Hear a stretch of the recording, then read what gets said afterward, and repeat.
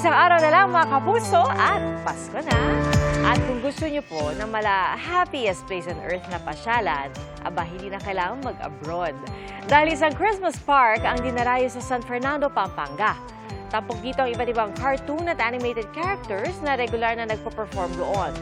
Pwede pang ma-experience ang White Christmas sa kanilang artificial snow. Marami ring atraksyon na perfect for picture taking. Hindi lang kids at kids at heart ang mag-enjoy dahil pwede rin magsama ng pets. Mga kapuso, sama-sama tayong maging saksi. Mag-subscribe sa GMA Integrated News sa YouTube at para sa mga kapuso abroad, samahan niyo kami sa GMA Pinoy TV at sa www.gmanews.tv.